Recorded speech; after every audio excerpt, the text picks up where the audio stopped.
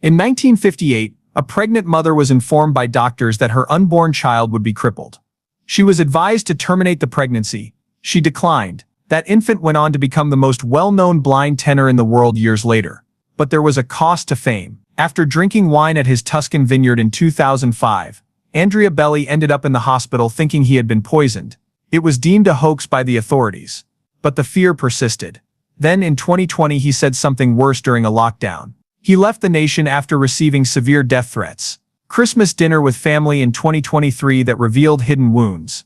They did not tell you this story. On September 22, 1958, Andrea Bocelli was born in the small town of Leicester. After the war, life continued to move slowly in this peaceful rural area, and money was always scarce. His parents were employed on a 120-hectare family farm. It required a lot of hard work from all parties involved, produced wine and sold machinery. People could not depend on electricity on a daily basis. Working the land was how most families made their living, and the Boccellis were no exception. Andrea was a part of that rhythm even as a young child. Life consisted of harvests, long days, and shared meals. His life was already being questioned before he was even born. After determining that he had congenital glaucoma, doctors informed his mother that her child would probably be blind. She was advised to terminate the pregnancy. Eddie declined. She had faith that went beyond fear. She would reassure Andrea that it was the right decision years later. And he remembered those words. That instant turned into the silent source of his power.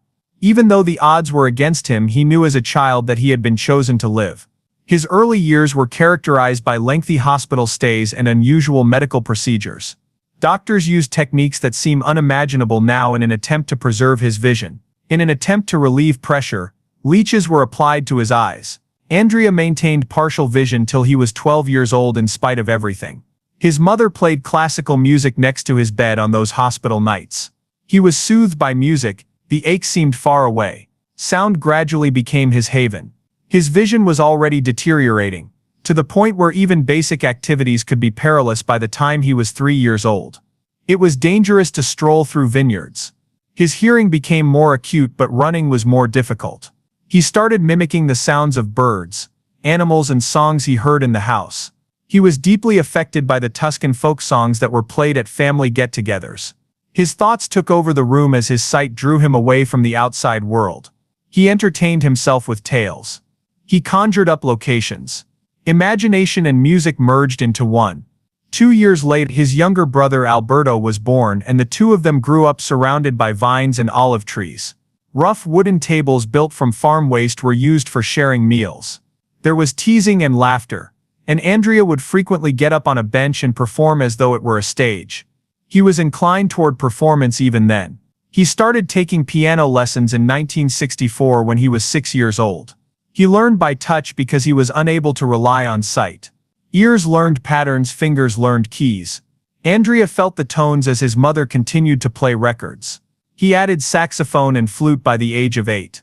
Some of his peers made fun of him at school functions. He was unique because of his vision. Nevertheless, he continued. At the age of 14, he participated in a vario singing competition in 1972 and won with O Solio. He was shown the power of music in that moment. He could escape everything else with it. Then came the turning point in the story. He was brutally smacked in the face by a ball during a soccer match in 1970. A brain hemorrhage resulted from the impact. The last of his eyesight vanished in an instant. The doctors made another attempt. Nothing was successful. Andrea went totally blind when she was 12 years old. Suddenly darkness came. He had to use touch alone to relearn the piano. He became proficient in Braille. Even though every step hurt, the music got brighter. It was the only thing that felt complete. School got more difficult. He was bullied by some of his peers. They chuckled. They muttered. Andrea secretly composed simple melodies while sitting at the family piano at night when the house was quiet. He found refuge in those hours. Sound replaced pain. Anger was transformed into notes. He continued to master instruments and learnt to read music in Braille. What started out as survival gradually evolved into a purpose. He went to a secondary school close to Pisa in the 1970s. He fell in love with literature, used Braille textbooks, and dictated essays. He occasionally skipped class to wander the Tuscany hills and memorize poetry while battling depression. He started studying law at the University of Pisa in 1980. He tutored other blind students to make ends meet while commuting by train. He put in more effort than most, not to impress others but to prove himself. He performed nightly at piano bars in the early 1980s. The locations were harsh, the air was heavy with smoke, the crowds were boisterous, and the tips were meager. He used the money he earned from singing songs like My Way to support himself and further his education. His voice was shaped by those evenings. They taught him how to sense an audience and hold a room. At one of those piano bars in 1987, he ran into Andrea Bocelli. She was 17. He was older. She listened as others spoke. She explained the world he was unable to see and assisted him in reading the lyrics. In June 1992, they tied the knot. She supported him through the most trying times, and even after their marriage ended in 2002, she continued to be a part of his life through their 2 sons. After graduating from law school in 1986, Andrea briefly practiced defense law. It felt hollow even though it was respected and stable. Something clicked during a street musician case. He came to see that music was his life, not just a part of it. He opted for uncertainty above the law.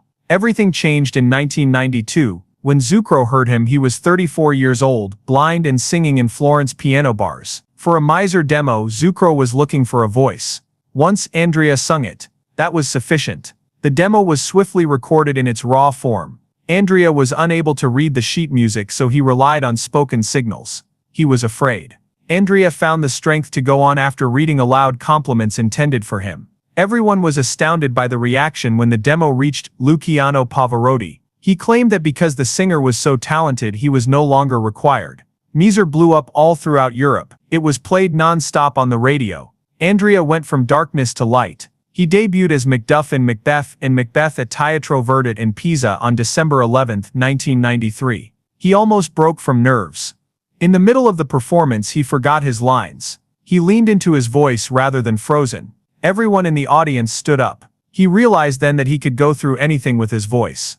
He went on a European tour with Zucchero later that year. He performed Miser for 50,000 people in Milan. He never went back to piano bars after that evening. He made his debut as an unknown performer at the San Ramo Music Festival in February 1994. He won first place with record scores while singing Il era calmo di sera. He injured his knee after tripping over cables during rehearsals. Through the pain he sang. Everyone was taken aback by the emotion. His debut album came out in November 1995. 300,000 copies were sold in a matter of weeks.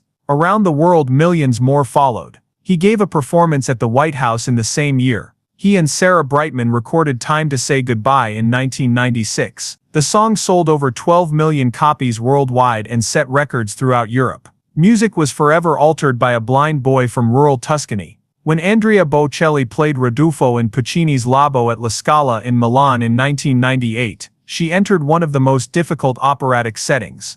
Some reviewers claimed that his style did not match their expectations for a La Scala debut, and that his tenor sounded too pop-like for ardent traditionalists.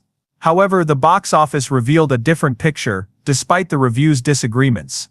Every show was sold out. An estimated €2 million was made from the production, which was a significant sum for an opera run at the time. Suddenly, people who had never considered attending La Scala purchased tickets after being captivated by his recordings and the tale of a blind tenor whose voice seemed to elicit strong emotions. The boundary that had always existed between popular music and classical music was quietly pushed by his presence in that building. Additionally, the success demonstrated that a crossover performer could effortlessly pack a legendary opera house. When his album Sono was released in 1999, that momentum continued. His career took a significant turn after this record. It contained the prayer and the song he would sing for years with Celine Dion. He received 2 Grammy nominations for the song, one for Best Pop Collaboration and one for Best New Artist. The industry was taken aback when a classical singer was nominated for Best New Artist for the first time in 38 years. Sono set a record for the genre when he shot to the top of the Billboard Classical chart and remained there for 22 weeks straight. The Prayer was nominated for an Academy Award for Best Original Song and won a Golden Globe. Bocelli ventured far beyond the classical world and into homes all over the world with that one album and that one duet.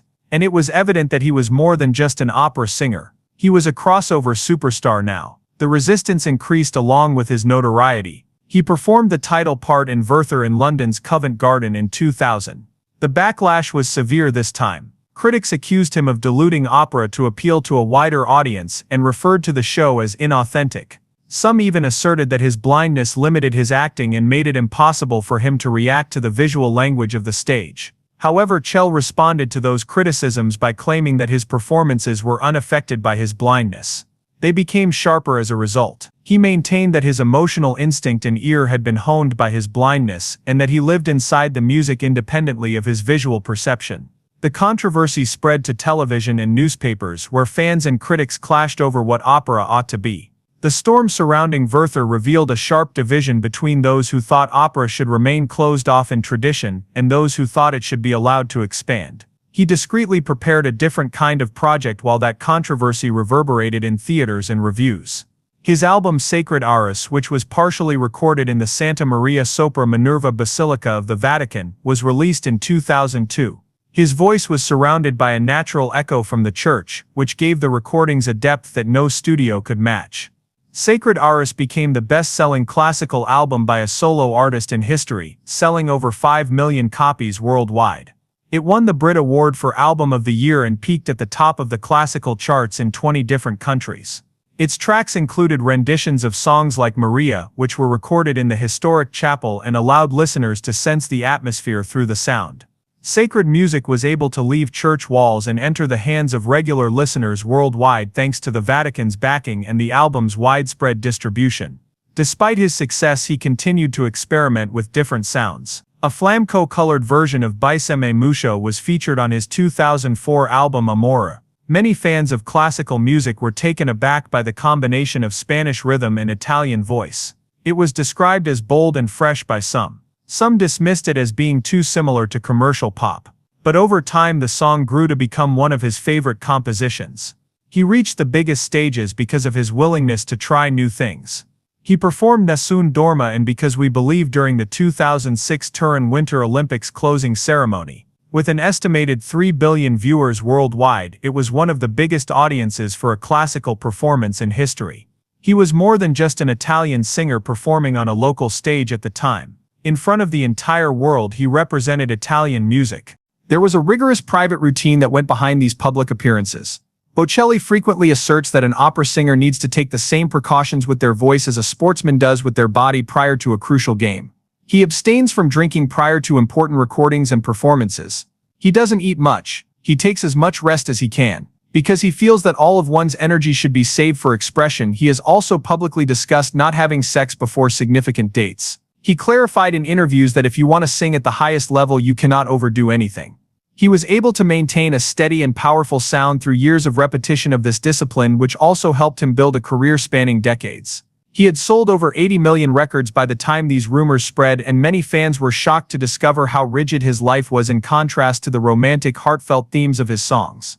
His global influence continued to grow. He was the main act at the Celebrate Africa concert held during the FIFA World Cup in Johannesburg in July 2010 at the Coca-Cola Dome. He sang songs like Time to Say Goodbye, which moved some in the audience to tears and became a global talking point to an audience of about 100,000 people. Despite fierce competition in the holiday market, the concert, which was televised globally, helped his album My Christmas sell over 3 million copies in the US alone. Once more, he demonstrated that crossover and classical music could not only endure but also take center stage in areas typically dominated by rock stars and pop stars. Years later, in a completely different situation, that same combination of bravery and risk reappeared. He entered an empty Milan cathedral on Easter Sunday for a solo performance titled Music for Hope during the stringent lockdowns in Italy in 2020. Millions of people watched the stream from their homes while the city outside was quiet. About €4 million was raised by the event for hospitals battling the virus. He was commended by some for providing solace in the midst of a gloomy spring. As the national death toll increased, others expressed discomfort and thought the concert was inappropriate. Bocelli later acknowledged that he was offended and humiliated by some responses, but he also expressed pride in having assisted hospitals. The incident demonstrated the difficulty of striking a balance in a wounded nation between art, grief, and public health. His private life was constantly changing while the world observed his public life. After 3 years of dating, he wed Enrique Cenzati in 1990. Following severe pregnancy complications, their first son Amos was delivered via emergency cesarean section in 1995. In order to stay with her, Bocelli had to cancel a number of shows which put his career and family life at risk early on. Matteo, their second son, was born in 1997. He was doing nearly 200 shows annually by the year 2000. Enrique prepared silent dinners by himself for extended periods of time, sometimes leaving them unfinished because he was unable to get home. More emotionally than physically, the distance gradually increased. They split up in 2002. On the surface, the divorce remained amicable. There were no overt scandals, and Enrique subsequently blamed emotional distance rather than treachery. They continued to reside in nearby villas in Tuscany, and Bocelli is reported to have contributed about €500,000 annually to enable their sons to remain near both parents. Another chapter started that same year. He met 18-year-old Veronica Berti at a party in 2002 when he was 44 years old. Later on, she would serve as both his manager and his partner. Their common Tuscan ancestry and love of music brought them together right away. Later, she recalled that the atmosphere changed as he sang Occhi di Fada to her that evening, making it seem as though the room shrank to just the two of them. Due to their 25-year age difference, they chose to move in together that same evening, which stoked press rumors of a forbidden love. Their relationship solidified in spite of the rumors. In 2012, Veronica gave birth to their daughter Virginia, who quickly started singing on stage with her father. Andrea and Veronica were married on March 21, 2014 at the Montenero Sanctuary in Italy. They have consistently maintained that age has never been the true issue despite all the attention. More important to them than the numbers were their shared values and love of their homeland and music. Their middle child, Matteo, took his own leisurely route to fame. He was raised in the shadow of his father's celebrity after being born in 1997. He started singing when he was a boy, but he sang for his mother instead because he was too shy to perform for Andrea. He studied music and picked up the piano at age 6. However, he was afraid that every note would be compared to his father, so he was hesitant to go straight into opera or pop. In 2018, that was altered. He and Andrea released the duet Fall on Me when he was 18. The song was Matteo's first international release and quickly went viral on the internet. Andrea was candid about his aspirations for his son and cautioned him about the dangers of celebrity. He advised him to maintain his modesty and to keep in mind that praise is fleeting. Since then, Matteo has released his own albums and performed at significant events such as Kourtney Kardashian and Travis Barker's wedding, gradually establishing a career that is both distinctly his own and connected to his father. Fans all over the world have come to love their duets, which blend contemporary pop with traditional color. Beneath all of these subsequent victories is a tale that started prior to Andrea's birth. Eddie, his mother, was admitted to the hospital in 1958 due to appendicitis while she was pregnant. She was advised to terminate the pregnancy by doctors who warned that her unborn child might be born disabled. As a devoted Catholic, Eddie declined to do so. Andrea had congenital glaucoma from birth, and at the age of 12 he lost all of his vision. He discussed his mother's decision in public in 2018 and used the narrative to promote pro-life causes in Italy. The story touched many listeners who saw it as evidence of his mother's bravery. Feminist organizations and activists chastised him at the same time for taking a public stance on a complex issue by using a very personal story. They contended that he disregarded the rights of women and the challenging facts of abortion. This narrative, however, is central to Bocelli's identity. It influences how he discusses life, faith, and the stage, and he frequently brings it up in interviews and concerts. His body has also been put to the test in more obvious ways. He was thrown off a horse in Tuscany in July 2010, a few days before a big concert, and he broke his ribs. It was necessary to take him to the hospital. Doctors advised him to take it easy. He nevertheless made the decision to proceed with the performance. He walked on stage while still in pain, covering the wound with a tightly wrapped chest. His tenacity and the stress the show put on his already strained body were covered by reporters. A blind singer standing in agony and refusing to cancel became a symbol of his unwavering dedication to music and to the fans who paid to see him, according to many fans. His Tuscan vineyard had its own peculiar tales to tell. Bocelli became a natural at family wine tastings because of his unusually keen sense of smell after losing his sight. He claimed that during one of these tastings in 2005 he detected an odd smell in a bottle and thought something wasn't right.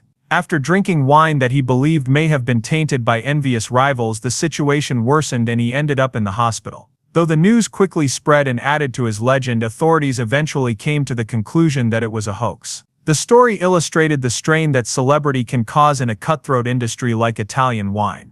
Additionally, it alluded to how heightened awareness, although beneficial, can also breed mistrust and anxiety. There were more storms in 2020. Bocelli's public remarks regarding lockdowns in Italy, in addition to the Milan Cathedral concert, provoked outrage. Many people took his remarks about personal freedom and his suggestion that stringent regulations were too onerous as an invitation to disregard health precautions. His remarks and posts on social media drew harsh criticism. He was accused by some of promoting actions that could endanger lives. He reportedly received death threats as a result of the intense backlash and temporarily relocated to his American home for safety. The episode demonstrated once more how challenging it can be for public figures to discuss politics, health, and freedom in the midst of a global crisis, and how quickly admiration can turn into rage. There were conflicts even within his own house. For a while, his oldest son Amos distanced himself from music. Matteo's ascent to fame as a pop sensation sparked sentiments of rivalry and alienation. Instead, Amos shifted his focus to business, eschewing stages and microphones. The family experienced a quiet rift as a result. Something between the brothers remained unsaid, but they continued to meet and talk. That gap eventually started to close in 2023 during a private Christmas dinner in Tuscany. The two brothers were open about pressure, expectations, and their different lives when the family got together. That evening turned out to be pivotal. Fans soon learned of their reconciliation, and Andrea later posted messages emphasizing the value of family harmony and reminding people that even well-known families still struggle with hurt, pride, and jealousy. His story had expanded to the point where it required its own movie by 2025. Andrea Bocelli's documentary Because I Believe made its Toronto International Film Festival debut in September of that year. Viewers witnessed never-before-seen video which included intimate snippets from his Grammy experiences and early years in Tuscany, as well as scenes from the soccer accident at age 12, which has frequently been connected to the eventual loss of his sight. In its first weekend of release, the movie brought in roughly $5 million worldwide, making it the highest-grossing music documentary of 2025 to date. It featured archival footage from his early years along with interviews with family, co-workers, and old friends. The film became both a celebration and a reflection of the challenges he had surmounted because of the timing, which coincided with the 30th anniversary of his musical career. Its emotional honesty and ability to convey both the splendor of his performances and the price of getting there were hailed by critics. Another eagerly anticipated career milestone arrived that same year. Bocelli won Best Opera Solo Performance for a Labo aria, which was recorded during his Napa Valley residency at the Grammy Awards on February 25 in Los Angeles. The performance, which was captured live in front of 15,000 spectators, featured his signature blend of skill and passion. The fact that he defeated well-known opponents like Joyce Donato and Placido Domingo added to the victory's impact. This was his first solo Grammy in that particular category after numerous previous nominations. He was 67. He thanked his family, his collaborators, and the audiences who had stood by him over the previous 30 years in an acceptance speech that touched the audience. His connection to international sports only grew. He shared the stage with pop sensation Robbie Williams on December 5, 2025, when he performed Nessun Dorma at the FIFA World Cup 2026 final draw in Washington, D.C. When the draw announced the teams for the expanded 48-team tournament, about 2,000 fans watched inside the arena, and over 1 billion people watched the show globally. After attending World Cup ceremonies in 2006 and 2010, this was his third time attending a FIFA event. He was selected once more by the organizers due to his ability to establish connections with individuals from various nations and cultures. FIFA announced a $1 million donation to the Andrea Bocelli Foundation to support children's music programs during the event. Social media exploded, videos of his performance went viral, and his appearance transformed an ordinary attraction into a moment of cultural unity. Just before that, a more private project arrived. The Greatest Gift, a family Christmas single featuring Matteo and Virginia, was released by him in November 2025. The song, which was recorded in a Tuscan vineyard, featured a solo by Virginia at the age of 10, suggesting that her brothers is not the end of the Bocelli musical line. The video became one of the fastest-growing Christmas releases of the year after receiving 3 million views on YouTube in its first week. The warmth of the lyrics and the harmony of the three voices were commended by critics. The project felt like an invitation into the family's private world because behind-the-scenes video showed them having fun and laughing among the vines. The foundation's efforts to promote music education in underprivileged areas were aided by the proceeds of a limited vinyl edition that sold out in less than 48 hours. His humanitarian and financial lives are where all of these strands converge. With over 90 million records sold, international tours, and business endeavors like his high-end wine brand, Andrea Bocelli's net worth surpassed $100 million by 2025, when he was 67 years old. However, he has frequently stated that the aspect of his legacy that is most important to him is his foundation. Through its educational and artistic endeavors, the Andrea Bocelli Foundation reached approximately 5,000 people in 2025 and assisted about 1,000 children living in extreme poverty. The establishment of Braille music programs in Haiti, which provided blind students with new resources for learning and performing, was one of its most noteworthy initiatives that year. Bocelli personally visited a few of these project locations, such as a school where kids used Braille notation to perform his songs. In honor of this effort, he was given the United Nations Global Humanitarian Award in October 2025. As evidence that its reach was still expanding, the Foundation's annual report for that year revealed a 30% increase in funding over 2024.